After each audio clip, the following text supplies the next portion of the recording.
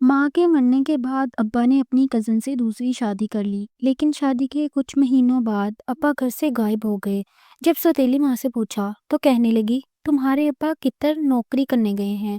सौतेली माँ हर शाम हमें हमारे सौतेले नाना के घर भेज देती, ये कहकर भेज देती कि मैं कहीं ज़रूरी काम से जा रही हूँ, तुम लोग रात इधर रुक कर सुबह आना। एक रात मेरा छोटा भाई बहुत तंग कर रहा था, तो नाना हमें छोड़ने आए, तो नाना के पाँव तले से ज़मीन ही निकल गई, क्योंकि इनकी बेटी तो किसी के साथ। मैं और मेरी बहन मरियम छोटे से थे जब हमारी सगी वालदा की वफात हो गई। कुछ अरसे बाद वालिद ने हमारी खातिर मरहुमा माँ की एक दूर परे की रिश्तेदार कज़न नाहिद से दूसरी शादी कर ली। ये माँ यूँ तो बहुत अच्छी थी, लेकिन अब्बा से बात बात पे झगड़ती रहती। हम दोनों बहनें सहम जाती थीं। हालांकि मेरे वालिद रियाज अहमद बहुत नेक और शरीफ इंसान थे। मोहल्ले वाले इनकी इज्जत करते थे और कोई भी इनको बुरा नहीं कहता था। अब्बा हमारी वजह से इस औरत की ज़्यादतियों पर चुप रह जाते, क्योंकि वो शोहर से ज़रूर झगड़ती लेकिन हमसे प्यार भरा सलूक रखती थी। हमारा ख्याल भी इस तरह करती कि हमें अपनी सगी माँ की कमी महसूस नहीं होने देती थी। इन दिनों मैं चौथी और बहन मरियम दूसरी जमात में पढ़ती थी।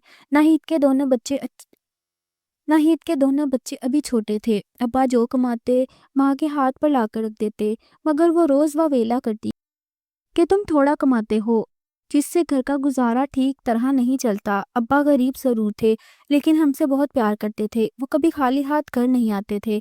जब भी वो शाम ढले लौटते, इनके हाथ में हमारे खाने पीने के लिए कुछ ना कुछ ज़रूर होता। अगर जेब में रकम ना होती तब भी फ्रूट वाले से उधार करके कुछ ना कुछ ले ही आते थे, ताकि इनके आने से हमें खुशी का एहसास हो। बताती चलूँ कि कुछ अरसा कबल हमारी ताई फौत हो गई थी। ताया को रोटी पकाकर देने वाला कोई ना रहा, तो अब्बा इनको भी घर ले आए ताकि वो अपने घर में तन्हा ना रहें। इनका एक बेटा था, वो गैर कानूनी तौर पर लॉन्च के जरिए दुबई कमाने गया था, वहाँ पकड़ा गया और इसको जेल हो गई। इस वजह से भी ताया अफसुर्दा रहा करते थे। वो हमसे बहुत प्यार करते थे, तभी हम इनके अपने घर आ जाने से बहुत खुश थे। लेकिन नाहिद खुश ना थी, ताहम अब्बा की वजह से मजबूर थी। ताया के आने के साल बाद इनका बेटा फारूक जेल से किसी तौर पर रहाई पाकर वापस लौट आया। वो भी हमारे साथ रहने लगा। फारूक यहाँ मजदूरी करने लगा। कभी काम मिल जाता, कभी ना मिलता, तो वो भी हाथ पे हाथ धरकर बैठ जाता। एक दिन मैं स्कूल से घर आई तो देखा फारूक मेरी माँ नाहिद को मार रहा है। मुझसे ये नज़ारा बर्दाश्त ना हुआ। हम दोनों बहनें रोने लगीं। वालन ने तो कभी मेरी माँ को नहीं मारा था, वो झिड़क तक ना देते थे, इसलिए ये तशद्दुद हमारे लिए एक गैर मामूली वाक़या था।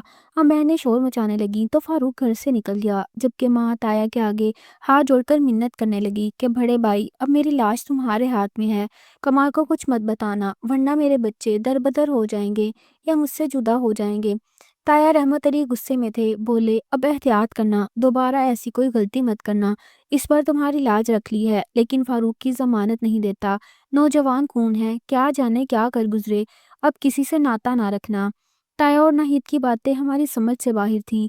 अक्सर नाहिद हांडी में नमक तेज़ कर देती, जबकि ताया को ब्लड प्रेशर की शिकायत थी, तो अब्बा और फारूक नाहिद को मना करने कि नमक मिर्च तेज़ ना रखा करो, हम बाद में डाल लेंगे।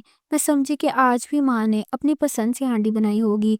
तभी फारूक को गुस्सा आ गया और ताया इसी सबब परेशान हुए। माँ ने हमें रोते देखा और प्यार से हमें चुप करवा दिया। मैं सबसे बड़ी थी। इन्होंने कहा, बेटी सारा देख, तू ये बात अपने बाप को मत बताना कि फारूक ने मुझे मारा है, वरना वो गुस्से में आकर झगड़ा कर लेगा, तो पुलिस आ जाएगी और तुम्हारे अब्बा को पकड़कर जेल में बंद कर देगी। मैं डर गई। ठीक है अम्मा, अब्बा से कुछ ना कहूँगी। अब अगर मरियम को भी समझा दो। माँ ने इसको भी समझा दिया, मिठाई भी खाने को दी। थोड़े दिन गुजरे थे कि फारूक की नौकरी हो गई। वो किसी कंपनी में रात का चौकीदार हो गया। वहाँ तनख्वाह अच्छी थी। तभी इसने मेरे वालिद रियाज अहमद को भी चौकीदार लगवा दिया। अब अब्बा और फारूक शाम को चौकीदार के लिए जाते थे और घर में रहमत अली रह जाते। एक रोज़ माँ ने मुझे कहा, बेटी तुम अपनी बहन मरियम और दोनों छोटे भाइयों को लेकर नाना बशीर साहब के घर चली जाओ। कहना आज आना नहीं है, शाम तक वहीं रहना। तुम्हारे ताया भी अपने घर चले गए हैं, इस वजह से तुम लोग वहाँ ही खाना खा लेना और शाम को नाना से कुछ रुपए लेकर आना, क्योंकि तुम्हारा बाप घर नहीं आया, शायद नींद पूरी करने के लिए कहीं जाकर सो गया है। दिन को तुम लोग शोर मचाते हो, वो ठीक तरह सो नहीं पाता। अम्मी के कहने पर मैं मरियम और दोनों छोटे भाइयों को लेकर अम्मी के अब्बा यानी अपने सौतेले नाना बशीर साहब के घर चली गई और जैसा माँ ने कहा था वैसा ही ان سے کہا، اور تمام دن ہم نانی زبیدہ ہی بی بی کے پاس رہے۔ انہوں نے ہمیں شام کو کھانا بھی کھلایا، کچھ کھانا اور رقم بھی ساتھ کر دی کہ ماں کو دے دینا۔ رات کو ابا گھر آئے تو میرے بھائی نے معصومیت سے بتا دیا کہ ہم آج نانا کے گھر گئے تھے کیونکہ گھر میں آٹا نہیں تھا۔ ہم نے کھانا بھی وہیں کھایا۔ نانی نے بہت مزیدار سالن کھلایا، روپے دیے۔ یہ سن کر والد امی پر خفا ہوئے کہ میں نے کل ہی 1000 روپے دیا تھا، تم نے آٹا کیوں نہ منگوا لیا؟ وہ بولی، تایا گھر پہ چلے گئے تھے اور فاروق بھی نہ تھا، کس سے منگواتی؟ خیر معاملہ رفع دفع ہو گیا۔ 10 دن گزرے کہ تایا رحمت علی اپنے گھر کی دیکھ بھال کو ایک روز کے لیے ایک گاؤں نورپور چلے گئے۔ ان کے جانے کے بعد جب فاروق اور ابا ڈیوٹی پر روانہ ہو گئے تو ماں ہمیں نانا کی دہلیز پر چھوڑ کر چلی گئی۔ مجھے کہا کہ تمہارے ابا کے دوست کی وفات ہو گئی ہے، آج رات وہ اور میں نزدیکی گاؤں جا رہے ہیں، نانی کو بتا دینا، میں صبح تمہیں لے جاؤں گی، رات کو وہاں سو جانا۔ ہم نے نانی کو ایسے ہی بتایا، انہوں نے ہمیں کھانا کھلا کر سلا دیا۔ صبح 7 بجے ماں ہمیں نانی کے گھر سے لے گئی۔ ہم بچے تھے، سمجھ نہ پاتے تھے کہ ماں ایسا کیوں کرتی ہے، لیکن ہفتہ 10 دن کے بعد جب ماں کو موقع ملتا وہ کبھی ہمیں نانا، ماموں جاوید اور کبھی خالہ زبیدہ بی بی کے گھر سارے دن کے لیے یا کبھی ساری رات کے لیے چھوڑ کر چلی جاتی۔ صرف سب سے چھوٹے بیٹے کو، جو بالکل ناسمجھ تھا، پاس رکھ لیتی تھی۔ ہم ڈر کی وجہ سے ابا کو کچھ نہیں بتاتے کہ گھر میں جھگڑا ہوگا، ابا اور اماں میں لڑائی ہونے سے ہمارا سکون خراب ہوتا تھا۔ 1 سال یوں ہی گزر گیا، ابا کام پر چلے جاتے اور اماں ہمیں نانا ماموں کی طرف دن بھر کے لیے بھیج دیتی، اور حالانکہ ابا ساری کمائی ان کے ہاتھ پر رکھتے مگر وہ خوش نہ ہوتی۔ وہ ماں کو نئے کپڑے اور جوتے لا کر دیتے، تب بھی محلے کی عورتوں سے شوہر کا گیلہ کرتی رہتی۔ ناہید ابا سے نہ ڈرتی تھی لیکن میرے تایا اور فاروق سے ڈرتی تھی۔ ابا کو کہتی کہ ان کو کہو اپنے گھر جا کر رہیں، یہ ہمارے گھر کا سکون خراب کرتے ہیں۔ وہ ابا سے ایسا کہتی لیکن تایا اور فاروق کا خیال اپنے شوہر سے زیادہ رکھتی اور ان کی خوشامد بھی کرتی۔ وہ رقم مانگ لیتے، دے دیتی۔ بالآخر ایک دن والد نے اس بات کو محسوس کر لیا اور تایا رحمت علی سے کہا، ابا آپ لوگ اپنے گھر چلے جاؤ، تمہارے رہنے سے میری بیوی کو تکلیف ہوتی ہے اور ہمارے گھر کا سکون خراب ہوتا ہے۔ اس بات کا ان دونوں نے بہت برا منایا اور ماں ناہید سے بولے، ہم اس بات کا بدلہ تم سے ضرور لیں گے کیونکہ تم نے ہی ریاض احمد سے کہہ کر ہمیں اپنے گھر سے نکلوایا ہے۔ وہ چلے گئے اور ابا بھی رات کو ڈیوٹی پر چلے گئے۔ آدھی رات کو کسی کے نہانے پر میری آنکھ کھل گئی۔ میں چارپائی پر اٹھ بیٹھ کر سوچا تو گھر میں نہیں ہے، تایا اور فاروق بھی چلے گئے ہیں۔ پھر یہ آواز، یہ کراہنے کی آواز کس کی ہے؟ کس مرد کی آواز تھی؟ ہمارے گھر میں اور تو کوئی مرد نہ تھا۔ نیند میں تھی، سوچا شاید خواب میں تھی، ڈر گئی ہوں، دوبارہ لیٹ گئی اور نیند کی آغوش میں چلی گئی۔ صبح ہوئی تو اماں نے بتایا تمہارے ابا قطر چلے گئے ہیں کیونکہ یہاں ان کو تنخواہ اب کم ملتی تھی، اس پر بہت لوگوں کی ذمہ داری تھی، اب وہ قطر سے کما کر بھیجیں گے تو تمہارا قرضہ بھی اتر جائے گا اور ہم امیر ہو جائیں گے۔ میں تب 12 سال کی تھی، یہی سمجھتی رہی کہ ہمارا باپ قطر گیا ہوا ہے، کمانے گیا ہوا ہے۔ اکثر ہم بچے پوچھتے، اماں ہمارا باپ کب آئے گا؟ وہ ٹال مٹول کر دیتی۔ اس دوران ماں خوش باش رہتی، ہم نے بھی اس کو اداس نہیں دیکھا۔ تایا اور فاروق تو اس طرح ناراض ہو کر گئے کہ دوبارہ نہ آئے، لیکن ایک دن فاروق آیا اور ماں سے جھگڑنے لگا کہ سچ بتاؤ میرا چچا کہاں گیا ہے؟ وہ ہرگز قطر نہیں گیا، تم جھوٹ بولتی ہو۔ تب ماں نے کہا، میں اپنے باپ کو بتا دوں گی کہ تم مجھ سے بہانے سے روپے بھی لیتے تھے۔ تنگ آ کر میں نے اپنے خاوند کو بتا دیا تو تم نے اس کو نہ جانے کہاں غائب کروا دیا ہے۔ اس بات سے فاروق اس قدر آگ بگولا ہوا کہ میری ماں پر چھری نکال لی۔ ہم چاروں بچے زور سے چیخنے اور چلانے لگے کہ وہ ڈر گیا، کہیں ہمارے شور پر پڑوسی نہ آ جائیں۔ وہ اس وقت تو گھر سے چلا گیا لیکن جاتے ہوئے کہہ گیا کہ میں تمہارا بھانڈا ضرور پھوڑوں گا اگر تم نے میرے چچا کے بارے میں نہ بتایا۔ کچھ دن گزرے تھے کہ رات کے وقت ایک بار پھر اس کی ڈراؤنی آواز سے میری آنکھ کھل گئی۔ مجھے لگا کوئی بہت تکلیف سے کرا رہا ہے۔ میں دوسرے کمرے میں تھی۔ میں نے اماں اماں کہہ کر امی کو پکارا۔ وہ دوڑ کر میرے پاس آئی اور میرے منہ پر ہاتھ رکھ کر بولی، چپ ہو جا، سو جا، کچھ نہیں ہے، کوئی ایسی بات نہیں ہے، آنکھیں بند کر لے۔ میں ماں کی بات سن کر سہم گئی اور چپ ہو کر لیٹ گئی، لیکن میری آنکھوں سے نیند غائب ہو چکی تھی۔ کچھ دیر بعد میں نے محسوس کیا اماں دوبارہ دوسرے کمرے میں چلی گئی ہے۔ مجھے کچھ سمجھ نہیں آ رہا تھا لیکن دل میں خوف بیٹھ گیا تھا۔ میں چھوٹے بھائی کے قریب سمٹ گئی اور دل ہی دل میں دعا کرنے لگی، ابا جلدی واپس آ جائیں۔ دن گزرنے لگے اور ہمیں یہ محسوس ہوا کہ اماں کے رویے میں کچھ تبدیلی آ رہی ہے۔ وہ اب ہمارے ساتھ زیادہ نرم رویہ نہیں رکھتی، ہمیں زیادہ لاڈ پیار نہیں کرتی اور اکثر ہمیں وہ اب ہمارے ساتھ اور زیادہ نرم رویہ رکھتی، ہمیں زیادہ لاڈ پیار کرتی اور اکثر ہمیں تحفے لا کر دیتی۔ لیکن میں جانتی تھی کہ کچھ نہ کچھ ضرور چھپا ہوا ہے۔ فاروق بھی کئی بار آیا اور اماں سے بات کرنے کی کوشش کی، لیکن وہ ہمیشہ اسے ٹال دیتی۔ ایک دن میں اپنی دوست کے ساتھ اسکول سے واپس آ رہی تھی کہ راستے میں فاروق مل گیا۔ اس نے مجھے روکا اور کہا، سارا تمہیں کچھ پتا ہے کہ تمہارے ابا کہاں گئے ہیں؟ میں نے کہا، ہاں اماں کہتی ہیں وہ کدھر گئے ہیں۔ فاروق طنزیہ ہنسا، یہی تمہیں بتایا گیا ہے؟ میرا دل دھک سے رہ گیا۔ میں نے گھبرا کر پوچھا، تمہیں کچھ معلوم ہے؟ فاروق نے گہری سانس لی۔ سچ بتاؤں، جاننا آسان نہیں ہوتا، لیکن تمہیں جاننا ضروری ہے۔ تمہاری اماں کچھ چھپا رہی ہے۔ تمہارے ابا کدھر نہیں گئے، وہ اس دنیا میں نہیں رہے۔ مجھے لگا جیسے میرے پاؤں کے نیچے سے زمین نکل گئی ہو، میں سکتے میں کھڑی رہ گئی۔ یہ تم کیا کہہ رہے ہو؟ میری آواز کانپ رہی تھی۔ فاروق نے میری طرف ہمدردی سے دیکھا، تمہیں سچ جاننا ہے تو اپنی ماں کی حرکات پر نظر رکھو۔ رات کو جو آوازیں تم سنتی ہو، ان کا راز جاننے کی کوشش کرو۔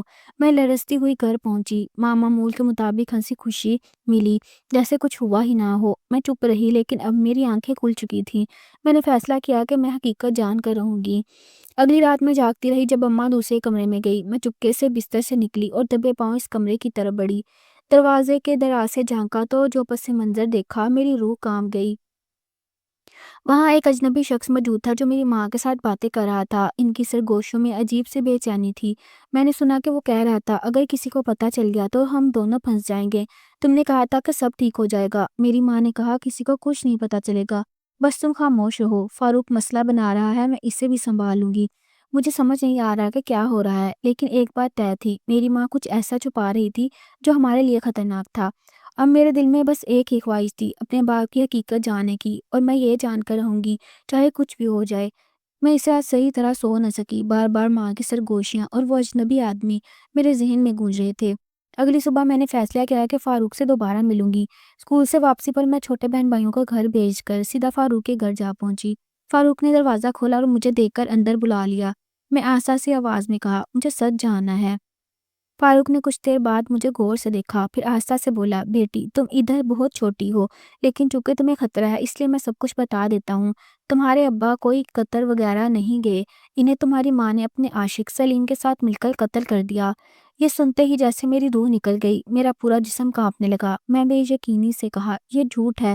فاروق نے سر جھکا لیا، کاش یہ جھوٹ ہوتا، مگر یہ حقیقت ہے۔ تمہارے والد کو مار کر ان کی لاش صحن میں دفنا دی گئی تھی، لیکن پھر کچھ ایسا ہوا جو تمہاری ماں کے وہم و گمان میں بھی نہ تھا۔ دلدار نے یہ راز نادر اور اس کے باپ یعنی تمہارے تایا پر ظاہر کر دیا، بس پھر بدلے میں انہوں نے دلدار کو بھی قتل کر دیا، اس طرح جیسے تمہارے والد کو مارا گیا تھا۔ میری آنکھوں میں آنسو بھر آئے۔ میری ماں نے میرے باپ کو مار دیا، نادر کو بھی۔ فاروق نے میرا ہاتھ تھام لیا۔ بیٹی میں جانتا ہوں یہ سب سننا کتنا تکلیف دہ ہے، لیکن تمہیں یہ بات کسی کو نہیں بتانی، صحیح وقت نہ آ جائے، تمہاری جان خطرے میں پڑ سکتی ہے۔ میں سکتے میں تھی، گھر لوٹی تو ماں حسب معمول تھی، جیسے کچھ ہوا ہی نہ ہو، لیکن اب اس کی ہر حرکت پر نظر رکھنے لگی۔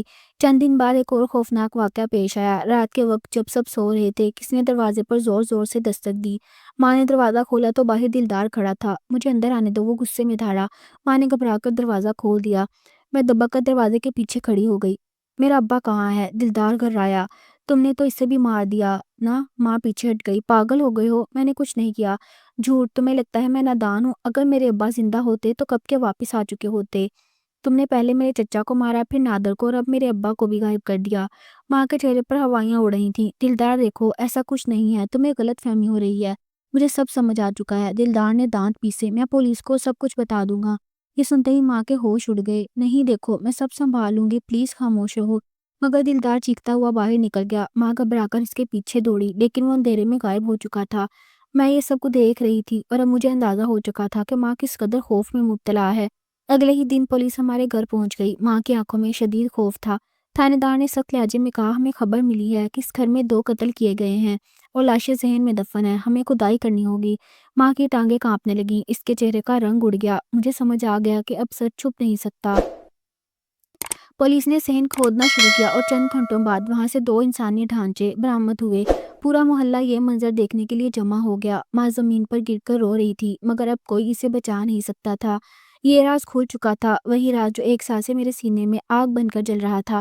ماں کو گرفتار کر لیا گیا اور اس کے ساتھ ساتھ تایا اور تایا کے بیٹے کو بھی، جنہوں نے نادر کو قتل کیا تھا۔ کچھ مہینے عدالت میں مقدمہ چلا، ماں کو عمر قید کی سزا ہوئی، جبکہ تایا اور دلدار کو سزائے موت دی گئی، اور یوں وہ خوفناک حقیقت بے نقاب ہو گئی جو میری زندگی کو ہمیشہ کے لیے بدل کر چلی گئی تھی۔ ابا دنیا میں نہیں رہے، تایا اور دلدار بھی انجام کو پہنچے، ہم چاروں بہن بھائی بالکل تنہا رہ گئے۔ نانا نے ہمیں اپنے گھر میں پناہ دی، لیکن زندگی کی تلخ حقیقتیں بچپن کی معصومیت کو کھا چکی تھی۔ یہ سب ایک بھیانک خواب کی طرح لگتا تھا، مگر یہ خواب نہیں، حقیقت تھی، ایک ایسی حقیقت جسے میں کبھی فراموش نہیں کر سکتی۔